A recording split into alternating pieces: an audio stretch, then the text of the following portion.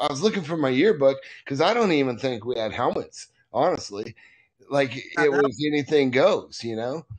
But man, just one to have you on the show and to hear your experience of how you lived out with your dad is, I mean, everything. Honestly, the influence for me comes from that. Look at who we got, Dana. We have my partner, Free Dog, and he's gonna push the button. He's got no sound. Like, this is what John, happens can you hear us? when you get people over 50 trying to deal with the technical things. Oh, isn't that funny? It's the funny. He's gonna make it. The funny thing is, like how you're saying, like how you're enamored with the athletes back in the day. Yeah. Like my son, when Pastrana came out, he was 13. He'd sit there and play video games with my kid all day. Then we go ride. Then they play video games, and they weren't phased by anybody, I guess they just at that they're so overwhelmed by it, they didn't care, or maybe you give the kid the fastest bike, then they don't want to ride it. I'm not sure. What I mean? But I used to kind of check. Look, he is Johnny? Can you hear us? Oh, he's gone. He's gone. So now, did were you in the bike scene in the beginning of on any Sunday?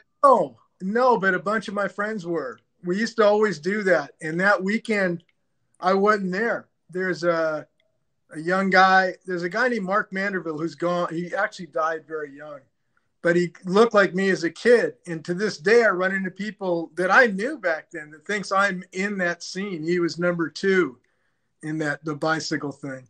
Okay. And after my father died, he actually posthumously got into the BMX Hall of Fame. And I had to go to I didn't have to. They invited me to go to the induction ceremony. And just for that 2-minute thing at the start on any Sunday, he got in the BMX Hall of Fame. So I accepted the award for him. And oh, wow. How cool. Same boring story. But yeah, we were all into that, like, taking those old Stingrays and putting different seats on them and then racing each other. Yeah. It's kind of before it, right before that stuff really took off. And got yeah. We had the I lived on the train track, so we could ride the bike right behind every day, and then we had a place called the Pit. We were in Orange County in La Habra. Yeah, I mean, it was actually kind of famous, the Pit. Yeah, and back when we used to snap the goosenecks and the cranks off and come home just wounded, and the good old days. And I mean, like you're saying, that's the day when you could actually ride your bike down the street. And we had the mopeds back then too. Yeah. But now all the kids have the electric bikes, and that's which something. Is me. But my grandson goes to. Hey, there he is. My internet, of course, went down in the whole house. Okay, Free Dog, you're back. You got us?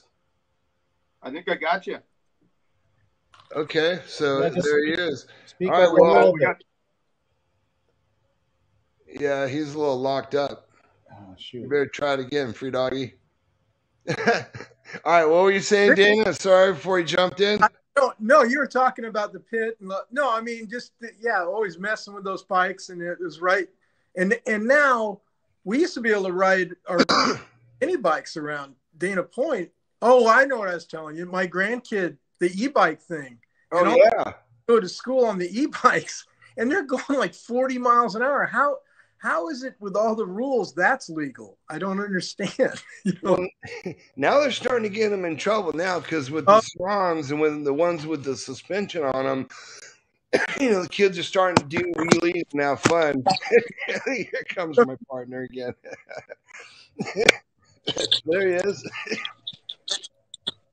Free Dog, you got audio? Speak up. Yeah, can you hear me? Yeah, we can hear you. All right, we got you. Welcome to the show, Free Dog.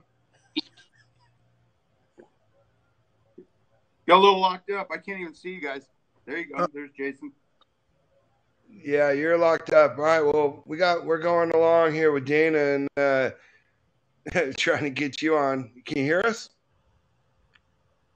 Yeah, it's all broken up. Sorry. It's all broken up. Now I see you. I don't see Dana Brown though. Hey, Jason, can you I see Dana Brown? I don't see I'm here. Dana Nichols. There you are, Dana. Yeah. All right, so hey, Dana, I got a question for you. One other little personal question. Okay, for John and I making, the dirt bike films, it was relatively a breath of fresh air from making snowboard films because you can, literally, you got a motor, you can jump it 10 times as opposed to one time on a snowboard and hiking back up. Now, I spent a couple years while I raced trophy trucks with Steinberger making truck movies. We did 2 movies called Wasteland Warriors. Yeah. And, when we did those, what I would do is, wherever I would get out of the truck with Scott is where my extraction team would be. So that's how far my film crew would go. But we did guerrilla style filming, Foulfish yelling at us because my guys are running around with cameras and he wants money and all that stuff, and but right? Yeah. But we're living the dream. We're living in the truck, so we're filming the racers in the truck living as racers is how we did it. But I found that filming an off-road truck movie where they go from point A to point B is one of the most difficult freaking things to do.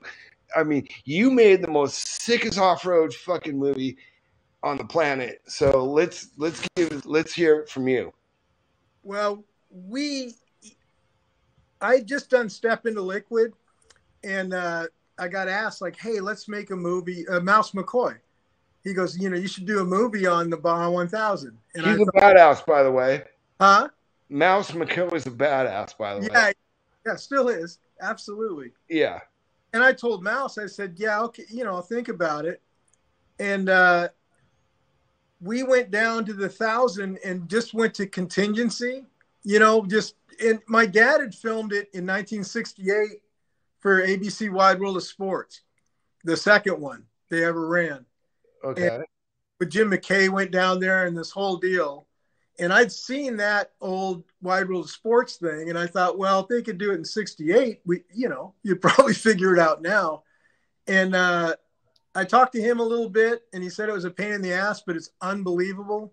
And I went down to contingency and honestly just saw contingency. And I thought, well, even if the race is shit, this is unbelievable. The way the families come together, the different strata of people. And I just such a unique gathering, and then you have this crazy race on top of it. And I thought, well, this will be fine. We'll figure this out. And we just did our best. And like Mouse had raced it. We brought Kevin Ward in, was our director of photography. And he'd raced it and knew a lot about where you'd want to be. And then, like you said, went to Sal. He didn't believe, he kind of went, yeah. What's in it for me? A little bit, but then we worked all that stuff out, and then we just got really good guys to do it, and it was still a matter of like get all the footage back and figure out where the stories are. Sorry, somebody knocking on my door. I know things are happening here. That's why it's called the Vault of Chaos there, Dana. Right? I mean, there's a good purpose and a good reason here, Dana Brown. Yeah. It's kind of chaotic. What's the odds? Because John Freeman was saying he was watching his TV, right? He said, about, like 5 minutes before the showtime, and all of a sudden his TV went dark. It just went out, and he completely lost his internet at home. So kind of nutty, kind of crazy. But without any further ado, I know Dana Nichols introduced Mr. Dana Brown, our guest here today. And it's up to you, Dana. Do you want me to keep on working to try to get a hold of John here, or should we start? You go ahead and keep John. I mean, whatever. Let's let the show go on because yeah, exactly. Show must go on. So, I've got all the clips that John wants to show, and all right. Well, let's. Why don't you try to go? Let me talk with Dana a little bit more about Dust to Glory, and then you can show a couple clips of that. But go ahead and try John again. Yeah, okay, yeah, we'll exactly. You keep talking about Dust to Glory. We'll get some clips dialed up for that. I've got the ones that he wants to show, and I'll keep on working on John. Excellent. Man, John's so bummed right now because he's so excited for the show. He's up exactly all watching all the movies last night. But yeah, keep trying them. So so let's go back to Dust and Glory now. So when you like, from my perspective, you guys came in hot with helicopters and went pretty good with a multi-chopper shoot. Yeah. And back in the day, how like we used to do it was a little different. But yeah, to me, when you get into that industry, to after being a professional snowboarder and seeing the dirt bikers and being within the industry, I don't think there's anybody in the world but an off-road truck racer. The guy's a multi-millionaire, but to put that amount of seat time in a truck, like, dude, it's a lot of work. It's a lot of effort, and there's no spectators. There's nobody out there. Everybody's dirty. There's nobody, like, the money doesn't matter. Everybody's equal. You know what I mean? It's you, the desert, and they may have a helicopter to get them the hell out of there, but other than that, it's like I have more respect for, like a Robbie Gordon. Like, it's not fun to me being in my truck. It's like being in a fighter jet with no landing gear, and you want to land but you can't.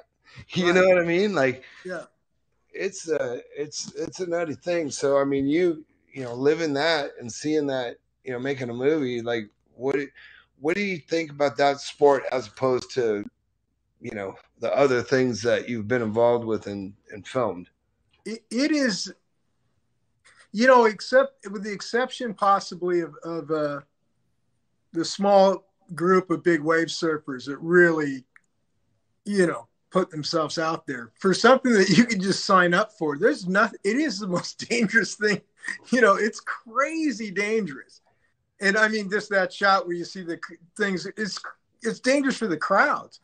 But then the paradox of it is, it's such a kind of Sunday picnic feel. Everybody is so nice to each other and so pleasant. It's got like a Leave It to Beaver attitude with this just crazy rock concert thing going on. It all exists together at the same time. And it's also a throwback to, right, we're talking about growing up, and we kind of grew up as young men when that era still existed, but the era of when my dad grew up and they had desert races and people just get together and go racing, or what old drag races were. And, it's kind of got this thing that it's really great. It still exists because you don't see that much anymore. I mean, I think that's why you see things like freestyle motocross came up and stuff where kids can still do something that's not so, you gotta, what would the word be? You got to sign up and go through all these deals. This is something that they just throw themselves into.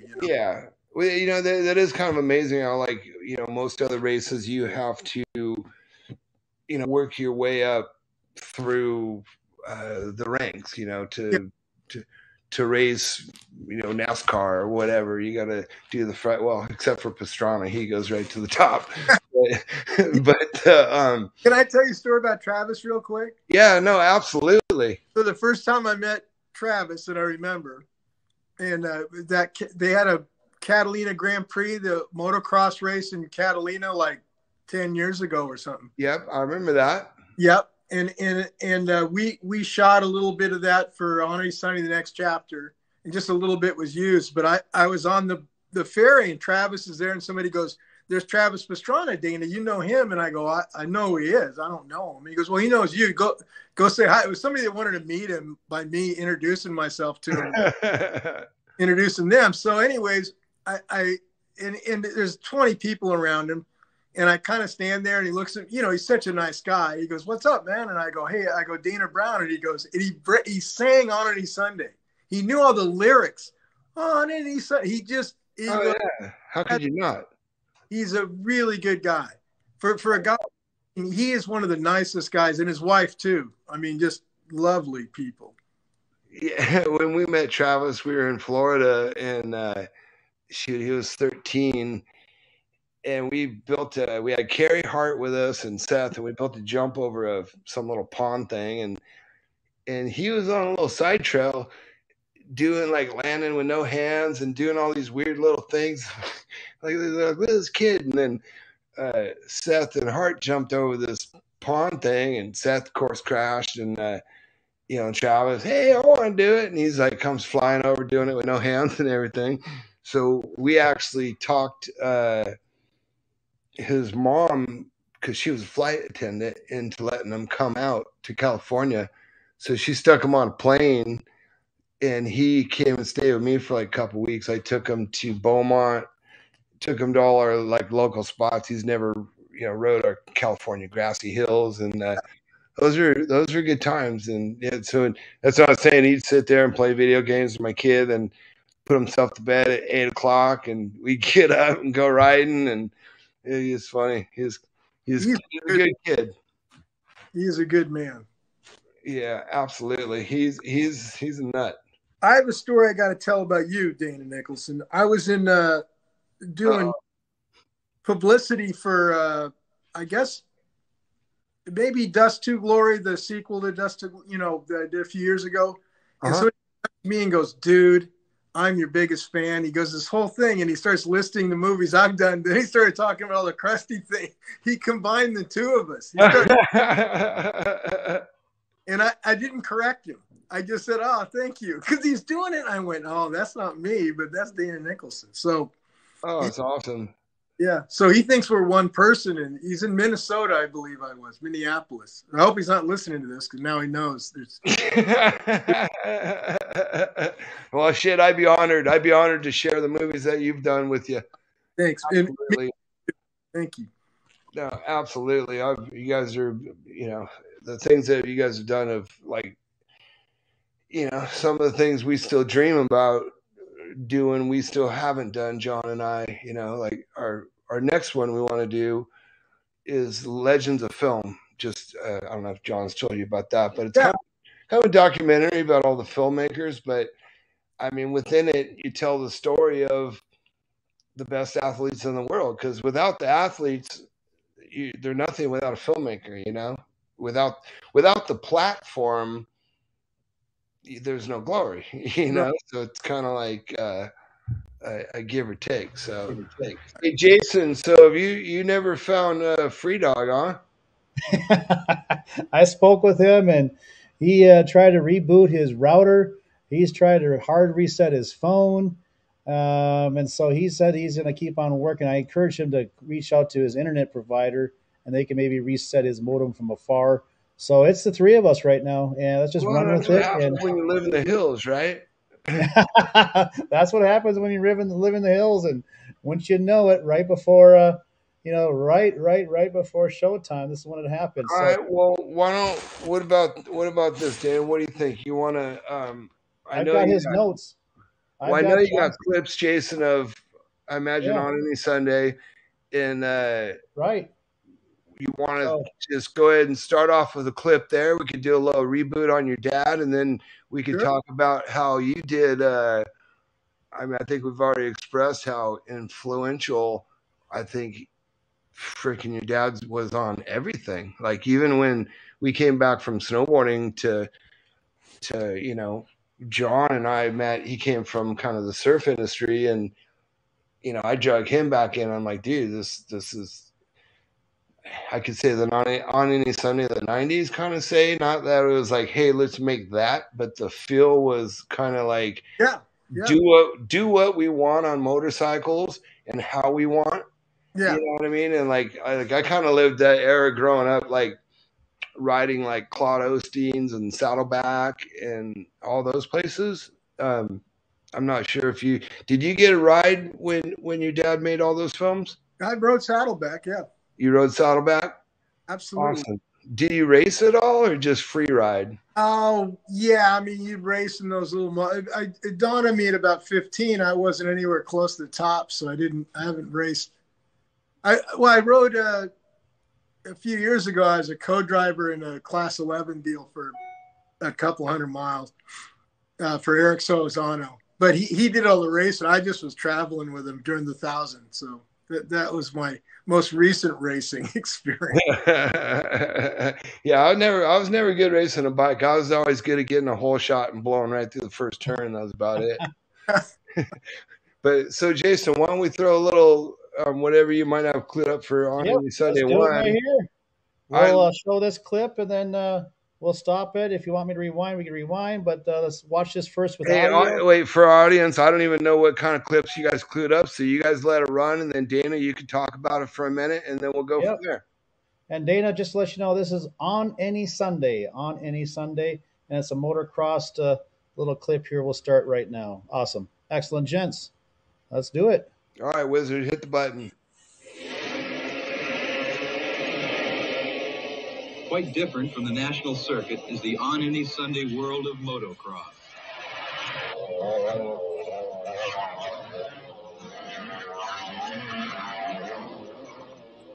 A motocross track is uphill, downhill, jumps, bumps, mud, rocks, and dust. The rougher the better.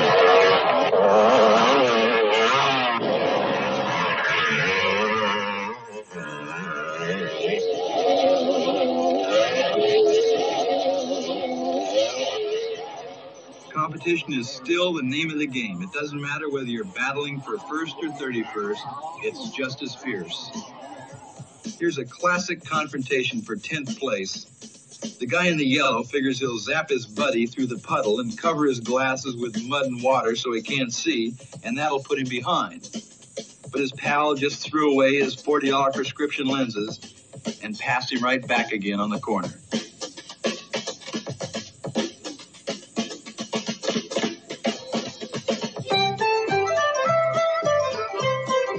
When some riders start getting behind, they panic and try a shortcut through the giggle weeds. I love it. No longer simple frustration.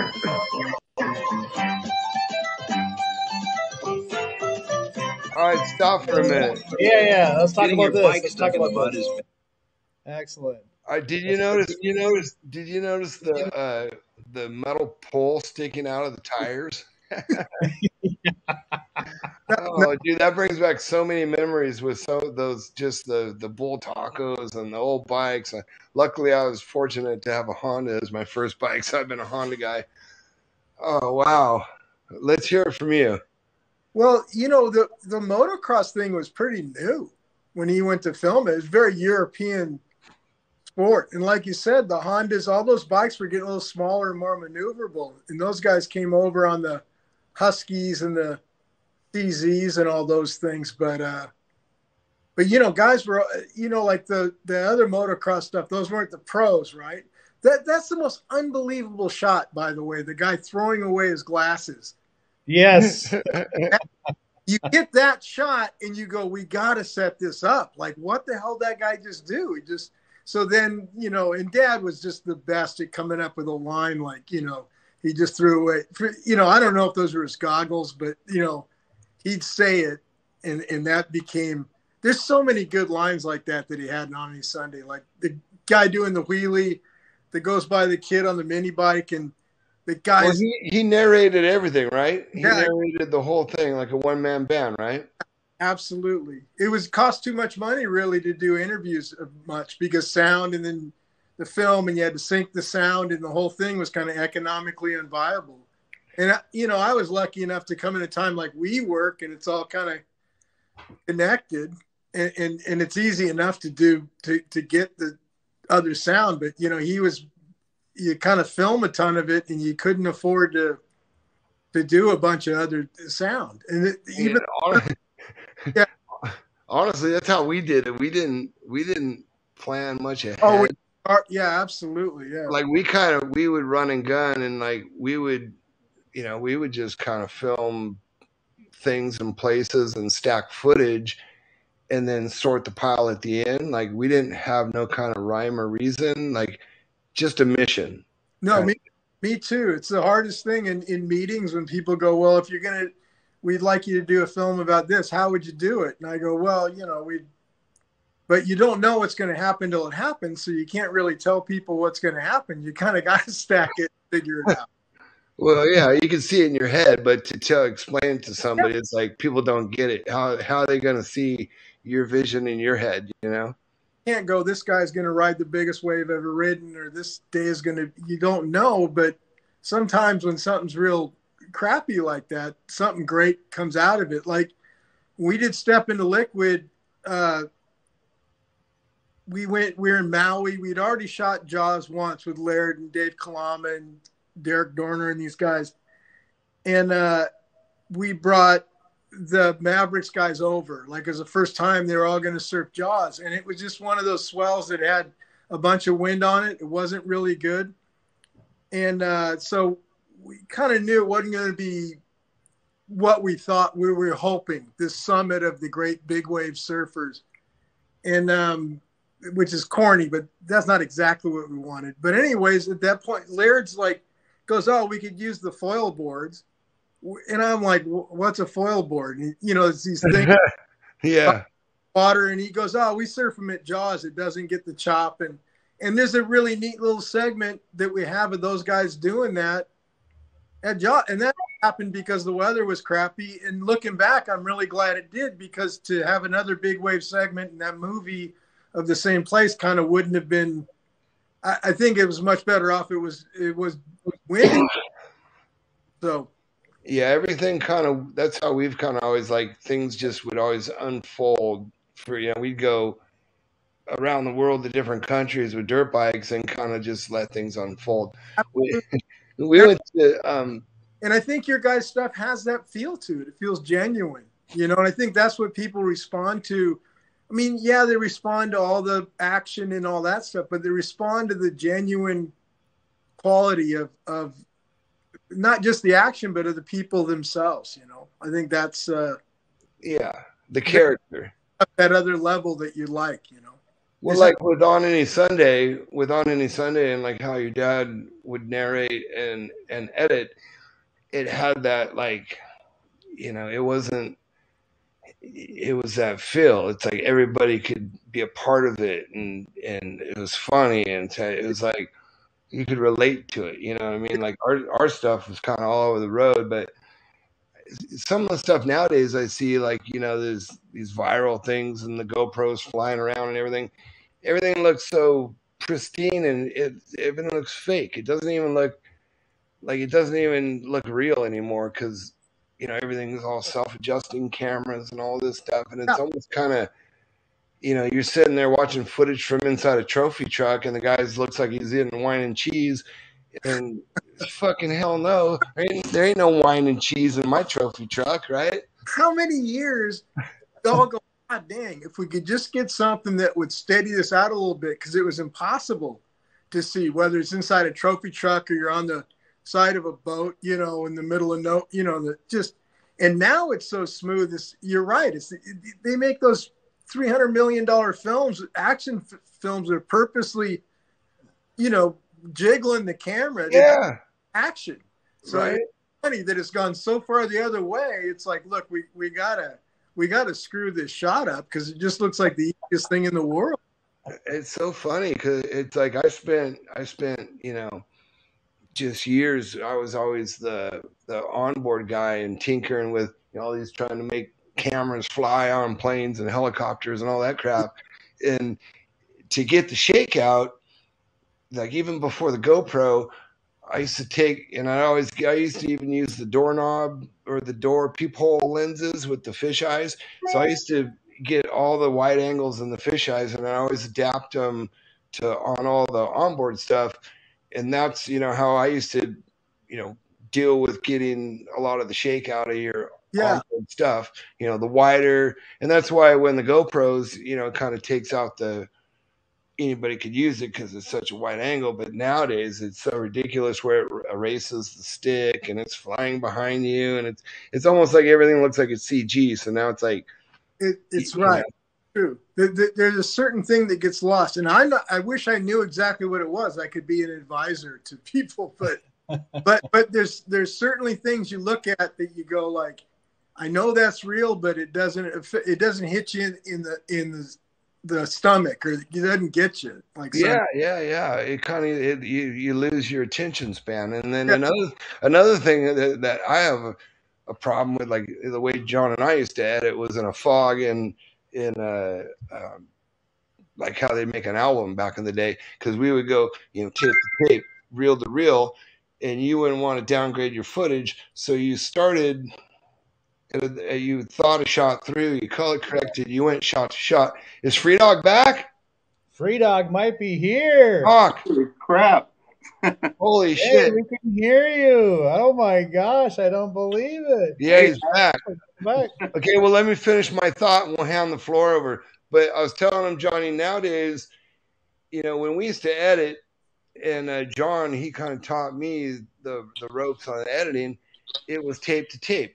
And then when the Avids and everything else would come and the computer editing, everybody would take their good shots and they'd throw it at the big timeline and they'd throw it at the big spikes, and they wouldn't edit from the beginning to the end. They would just edit because, oh, this is cool and that's the big spike in the song, you know what I mean? That type of deal. So I think, yeah, I mean, kind of like editing's changed a little bit nowadays.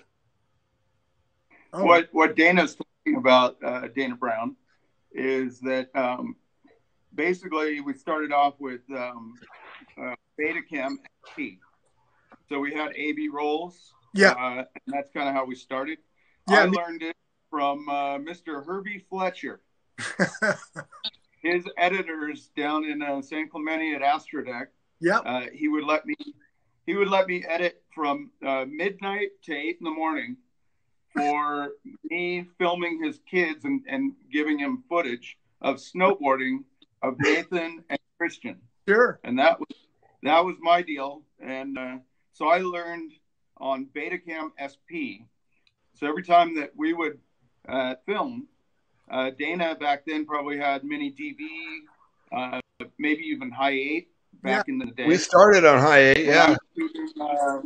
I was shooting Super 8 and 16 millimeter and transferring it over there in Burbank and putting it on Beta SP. What'd so you use? Then we would have that. And I ended up buying not Herbie's setup, but I knew what he had. So I got a loan of $100,000 and I went out and bought the AV roll, the monitors and all that kind of stuff, and made probably Creatures of Habit 3 is where I started my own studio, because I did number 1 and 2 Creatures of Habit snowboard movies at Herbie Fletcher's. Wow. I'm curious, how did you get started? Did you study what your dad was doing in editing? Yeah. Or? My dad got me a camera, a little 8x8, not a Super 8, a 8x8. You had 25-foot load and then you flipped it over when I was 10. And I had to give him storyboards of what we were going to shoot and to give me the money to get the film. And I had that growing up. And I actually was a film major in college. But, you know, I kind of looked into it and I thought, this is bullshit. Like, I don't want to be a PA and then work my way up. And nobody's going to be able to do it now. So when I left college, I went and traveled. I did the South Seas on $2 a day for about a year.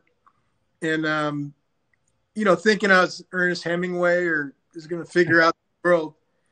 And came back, fell in love, got married, had a couple of kids. I was like 27 or 28, and I was writing.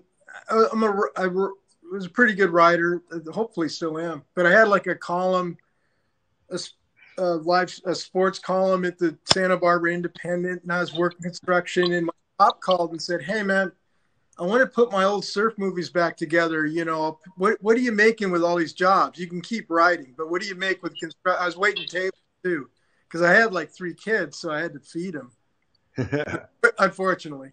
And I told him, and it wasn't much, but he said, "Yeah, okay, I'll do $100 more than that a week, and come work for me." And so Dad did 4 surf films before he did The Endless Summer. And but he would he'd use them for stock footage and stuff. So they were kind of in pieces, and he had these old yellowed prints. And I took the prints and we just restored them all.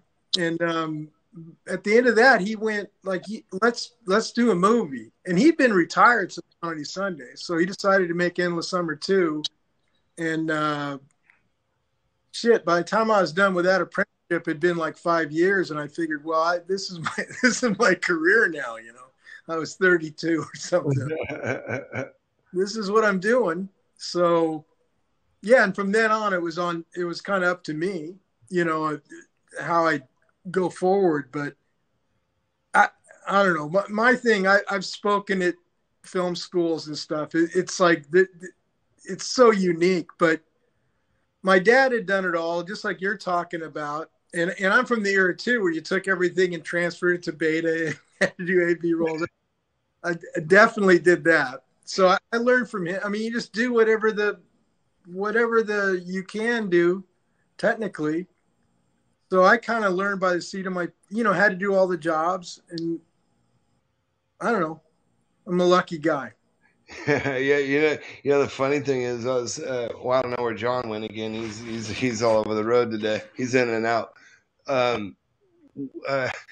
When I was telling you earlier, I was looking for that yearbook to show you the motorcycle day. I actually came across for a couple weeks now. I moved out of a studio, and I brought home a box of masters, and then I brought home some other tapes. And I don't know, I hid the masters somewhere, and in the course of looking for that, I found the box of masters. It's pretty much every Crusty movie master, and wow. Yeah, because we're bumping them up to doing the 4K thing on them, you know, and kind of do a little remastering, and it's like. I'm like, I know I had a box of masters. I couldn't find them anywhere. And I came across them getting ready for the show. I'm like, oh, well, that's a good sign. Well, I found those. I get asked that too. Like, do you have, you know, that first day at Cortez? Yeah. You know, but same deal. I find them like in the weirdest places because you don't know. You don't know if they're valuable or not. And then you forget where you put them. Oh, yeah. Well, like our Crusty movies, we would do probably 80 to 100 hours of footage per 40-minute movie. Yeah. You know, times 20 movies. So the vault is ridiculous. Hey, Free Dog, are you back? He's back. I'm trying. Hey. I can hear you. Hey, there's my partner, John Freeman. He's ghosting us today. He's got the Dana and Dana show going. John's ghosting us. Hi, John. It's the Dana and Dana show. Yeah. The D&D.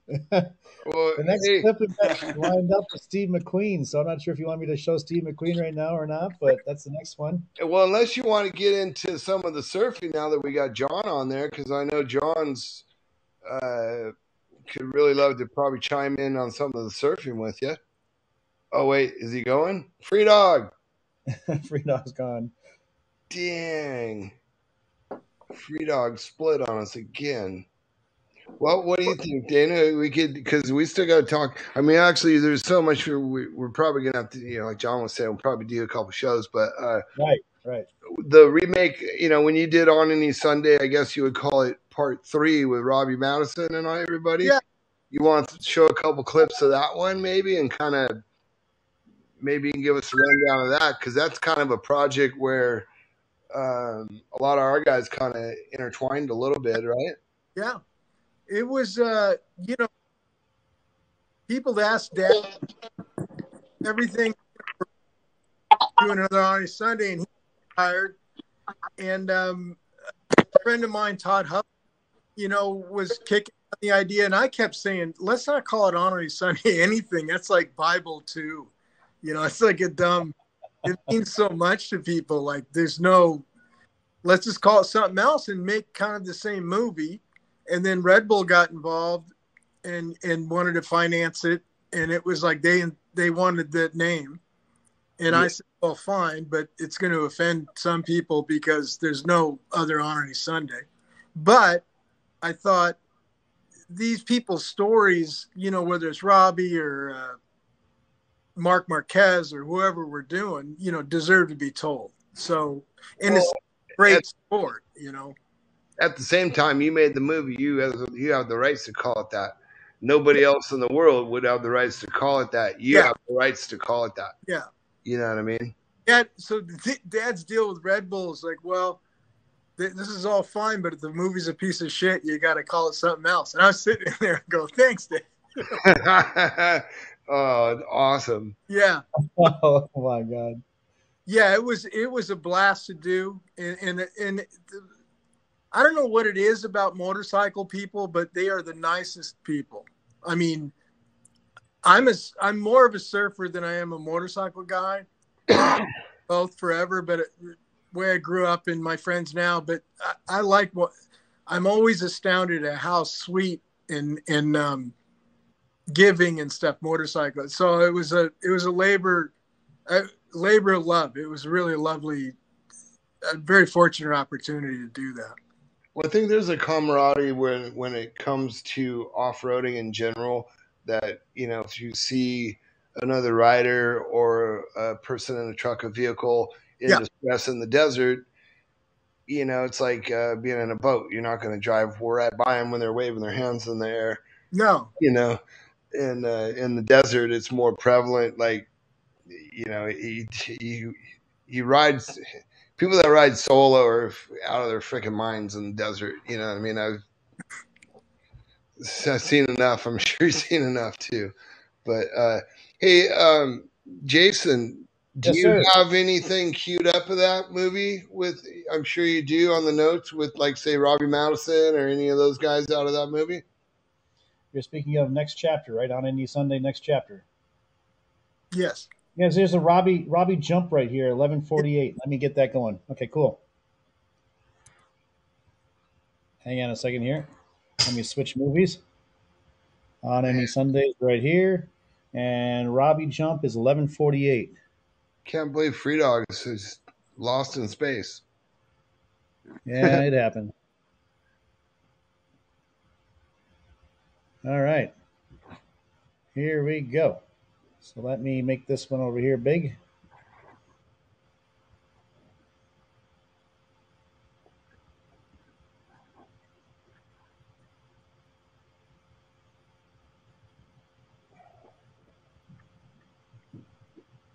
All day to decide when we're going to jump,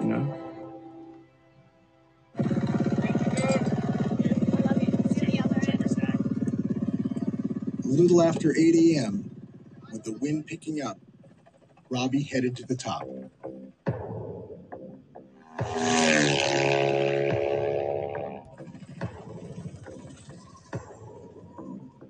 Ready, gonna jump down there? Yeah?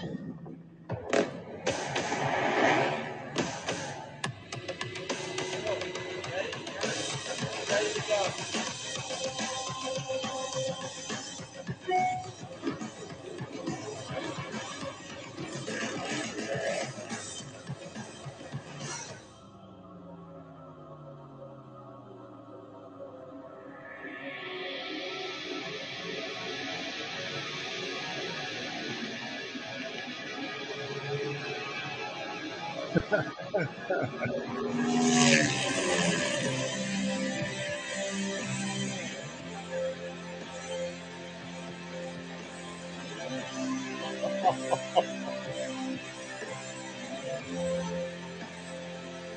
That guy kills me every time I watch him. I love that guy. Yeah. Robbie was flown over 375 feet while dropping the 375 feet. You want to keep on playing? I mean, that's just remarkable. Now let's talk about Robbie for a minute, Dana. Now, what do you think of Dana? Of Robbie? Because, like, I personally, we've done the Night of World Records type of thing, and I'm not, coming from filming Seth's ass, doing all this dumb crap. I don't like that long distance stuff. He's probably one of the only guys in the world that is methodical enough to where, I feel that guy's got his game spot on. But, like, what is your take on Robbie Madison? I think, well, I'm going to go back a little bit. So we decided it's on a Sunday, and I went, we're going to use the same framework of the original. And the problem was the same framework. Mert Lawwell would become Mark Marquez, right? It's a competitive guy. The everyman thing was Malcolm Smith. We found Carlin Dunn, and it was the late Carlin Dunn. Now he passed away. racing Pikes Peak, but he kind of represented the guy that was like Malcolm, owned his own motorcycle shop, could do everything. But who was going to be Steve McQueen, right? Right. There's nobody. And somebody went, well, what about, because Dad didn't do Evel Knievel or anything in his, what about Robbie Madison? And he'd be like this other fact, other way you'd look at motorcycling. And I was like, okay, yeah. I didn't know him. Man, I met that guy for 5 minutes. He had me laughing. He's the sweetest guy. I loved Amy and stuff. And I just went, I admire the heck out of him, and he makes me laugh. And there's nobody better than Robbie Madison in my book. I was in, and I think I have a friend for life. And then we traveled together quite a bit besides film and just to promote the thing. And he's super easy to hang out with on the road. He's smart and funny, and Robbie's a special guy. I love Robbie. Yeah, he's definitely easy to tour with. Yeah. Comes up to it's great. I'm like the old man. He's like, dude, we're gonna, like in Amsterdam, we're gonna get bicycles, and I'm like, no. I'm not going. But truly lovely guy. Yeah. Yeah. Well, I like the uniqueness of the things that he's come up with. You know what I mean? It's kind of like, Seth came out of the hole with his whole thing was just a determination to get the bike back on the wheels and do it again, not necessarily what he was trying to do. It was just his determination to show through. Like Robbie Madison, his creativity of what he wants to do. Yeah. That's what, and it's like very professional, Yeah. Pastrana, his ideas are out there, and he just does it by taking the lumps. I've seen that kid just do it the hard way, but he has an imagination like nobody else, Yeah. But now on the surfing side of it, that's a whole nother world. I mean, John, when I met John, he had done Kelly Slater in black and white. And you were talking about the big wave stuff, and we were in Hawaii and we hung out with Chava Greenlee, and he's a nut. He convinced everybody to jump off some big rock, and of course I knew better. I'm like, no, I'm going to film it, and they carry hard, all of them almost drowned just trying to get back into the shore. It's like, you guys are stupid. But yeah, that guy, he's one that he does the moto. He does the moto and the surf. Yeah. He's actually a pretty good rider, Chava. There's a few of them. There's a real crossover. Back in the day, Hobie and my dad, a lot of those guys would do both. And now you see guys, Sonny Garcia, motorcycling, loves it. Who was another one was Gary Elkerton. Gary Elkerton? When Damian Sanders and myself, we were professional snowboarders, and we rode for OP, Ocean Pacific, back in the day. And every time the OP Pro would come into town, we would take them out dirt biking, and they would always flip out because we were friends with the athletes. And they're like, don't hurt them, you know what I mean? And we had CR500s and stuff, and we'd take them out dirt biking, and they used to get so mad at us all the time. It was funny. Yeah. But he was a cool one. Yeah, very. Like Johnny Campbell surfed his whole life. Ricky Johnson, guys I know, so it's funny because if you're talking to a studio or something, they go, well, you do surf movies, not this stuff. And they don't understand that it's totally connected. Yeah. Everything. I mean, ever since I was a professional snowboarder, it was, like say John comes from the Kelly Slater movie, and like, the Herbie Fletchers and everything we've done. Like the first person that ever put me in a magazine as a professional athlete was Sonny Miller, and God bless Sonny Miller, his soul, and he was the one that gave me my start. The first time I ever left the country, I spent a month in Japan with Sonny Miller doing a snowboard contest and, doing photos and all that stuff. And I mean, that was so far back in the day. I can't even remember what year that was. He's a good man. It's gone way too soon. Yeah. Absolutely. Sonny was the best. I mean, we used to go snowboarding back in Mountain High when it was Sonny Miller, Jim Alisi, and me and another guy who's in Southern California, and a couple guys from LA. We'd all meet up at Mountain High, and it was like that was way back in the beginning. Yeah. And what was it? The Life's the Beach was going on back then. I remember we got Life's the Beach. But yeah, so was it the Step in the Liquid? Do you have some of that? You want to play some clips of that, or what do you feel like? Step in the Liquid. Sorry for cutting you off there, D number one. In relation to Step in the Liquid, John was wanting to wait till the second episode with Dana Brown. So thank you very much. We'll wait on that one. Well, we do have queued up here for On Any Sunday, the next chapter. We have flat track racing, salt flats. I'm not sure if you want to play one of those two or both. We have that. We also have motocross. We have Pastrana and Doug Henry, GP Gnarly, Pikes Peak Electric Moto, and then also Pikes Run E-Moto race. So, I'll leave it up to you, Dana. Dana Brown. I'm not sure which one. Past an hour. What's going on? I'm losing my battery. Yeah, we're getting pretty deep into this. Wow, we are getting deep into it. We're almost an hour live time. Yeah, well, if you want, we could wrap this up and then just try it again in a week or so here with Johnny and get into the surfing thing. You know what I mean? Yeah, I love all that stuff. Literally my battery. I'm with you. I'm about to lose our guest of honor.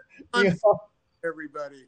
Dana Brown, I mean, you're the star of the show here, so we certainly can't lose you. So let's pick it back up, Jason, and we'll get into some of the when we get Free Dog worked out, we'll get into some of the surf side of things. And absolutely, we can't tell you how much of an honor, Dana, for you to come on the show. Like, just the history that you come from, and even in the truck industry, I know the surfing's not as my forte, but on the off-road industry, like from my point of view, it's like you did a lot for the industry.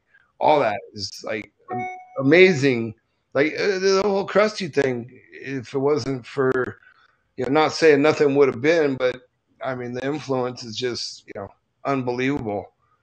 How and the similar just enjoying life type of a movie. Well, thank you, and you got it. It's been a real pleasure, and I look forward to doing this again soon.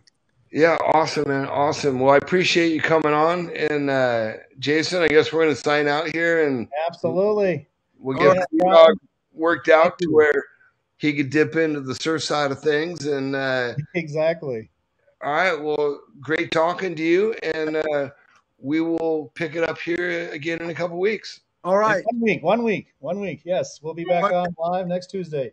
Dana Brown, thank you very much. Really appreciate it. All right. All the best now. Until next time. Thank you, Dana. Right. Thanks, fans. Appreciate it. Follow us at VaultaChaos.com. VaultaChaos.com. All right, everybody, hit the subscribe button on your way out of these. Yeah, exactly. 100%. Subscribe and like. Here we go. Peace.